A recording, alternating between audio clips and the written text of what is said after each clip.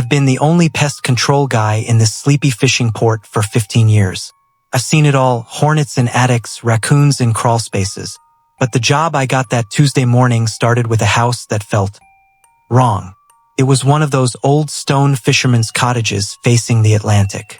The previous owner had died of cancer, and the new guy sounded like he was vibrating with pure terror on the phone. Scraping, he said, like teeth on stone. The smuggler's secret when I arrived. The guy looked like a ghost. Dark circles, shaking hands. I followed him to the basement. I smelled the rats before I saw them. Blunt, dark pellets everywhere. But these weren't normal rats. They were bold, watching us from the shadows with eyes that seemed too bright. I showed him the floor hatch, an old 18th century smuggler's tunnel leading to the beach. They're using it as a highway, I told him. I promised to seal it with steel mesh. I thought that was the end of it. The warning in the water driving away. I saw a massive container ship out at sea, unnervingly still. The local drunks always talked about that shipping lane, rumors of illegal chemical dumping and nuclear runoff. I headed to Sally's Diner to grab a triple stack burger. The usual crowd was there. Julie the waitress, a couple of cops named Josh and Dwayne, and Tom, the town historian. I sat by the window, looking at the old abandoned lighthouse. A massive flock of seagulls was circling it. Thousands of them. It looked like a black halo. The upstairs neighbor my phone buzzed. A new job at an apartment complex. When I got there, the lady on the ground floor pointed at her ceiling. A dark, oily stain was spreading, and the room was thick with black flies. The smell, it wasn't just rot. It smelled like metallic decay. I knew the man upstairs lived alone. I called Josh and Dwayne from the diner for a welfare check. We forced the door together 20 minutes later. The freak occurrence, the apartment was a tomb. The man was on the floor, covered in a carpet of flies and maggots. But as we stood there, his arm, gray and bloated, suddenly lurched upward. His fingers spread, reaching for us. We froze. Josh checked for a pulse. Nothing. Nerve twitch, he whispered, trying to convince himself. But the way those flies moved, they weren't eating him. They were waiting. The dark fog rolls and I went back to Sally's, my appetite gone. That's when we saw it. Fog, but not white. It was charcoal gray, heavy, and moving against the wind.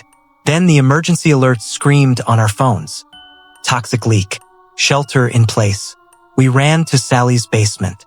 Sally tried to joke to break the tension, talking about zombie smugglers rising from the sea. We laughed, but it felt hollow. When the all clear finally came, the sun was setting, but the air felt heavy, like ozone. The artist's backyard. I got a call from a high-strung artist on the edge of town. "The gulls," he screamed. "They're in the yard." I drove up expecting a mess of trash. Instead, I found the artist, or what was left of him. He was a red skeleton. The flesh had been stripped with surgical precision. No gulls were in sight. Then Josh called me, his voice cracking.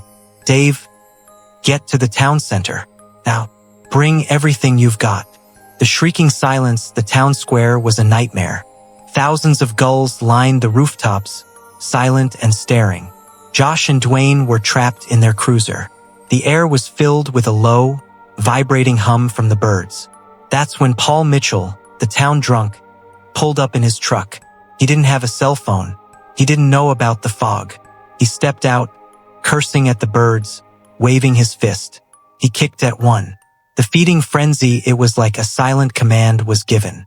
The sky turned black as the flock descended. Paul didn't even have time to scream before they were on him. They weren't just pecking. They were tearing. I saw a gull fly off with a string of his intestines. Another had his eye. Within 3 minutes, the storm of feathers cleared. Paul Mitchell was gone. Just a red-stained skeleton in a flannel shirt. I watched through my windshield as the flock settled back onto the pavement around Paul Mitchell's remains. They weren't fighting over the scraps anymore. They were grooming their blood-stained feathers, calm and coordinated. My phone crackled. It was Josh from the police cruiser 20 yards away. "Dave, they're blocking the doors," he whispered. "I can see them through the sunroof. Hundreds of them. just sitting there. I looked at my own hood. 3 gulls were staring at me, their eyes no longer black, but a clouded, milky yellow, the same color as that toxic fog. The pest controller's arsenal. I knew I couldn't stay in the car forever. My fuel light was blinking. I looked into the back of my van. I had a pressurized sprayer filled with a high-concentration ammonia mix meant for cleaning heavy infestations. I also had my klaxon, the high-frequency sonic emitter used to scare off birds. I grabbed the remote for the emitter. If the sound waves didn't break their focus, the chemicals would have to. I told Josh over the phone, "When I trigger the alarm, floor it, get to Sally's diner. It's the only place with a reinforced basement." The high-frequency hell. I hit the button. The emitter let out a screech that made my own teeth ache through the glass. For a second, it worked. The flock exploded into the air, a chaotic swirl of white and red. Josh's cruiser screeched into reverse, tires smoking. I slammed my van into gear and followed. But the birds didn't fly away. They dove. They weren't scared of the sound. It was making them angry. They began slamming their bodies into my windshield like kamikaze pilots. Thwack, thwack. Cracks began to spiderweb across the glass. The diner dead end. We slid into the parking lot of Sally's. Julie was at the window, her face pale. We sprinted for the door, the air thick with the sound of beating wings. I felt a sharp, searing pain in my shoulder as a beak nipped through my work jacket. We tumbled inside, and Sally slammed the deadbolt.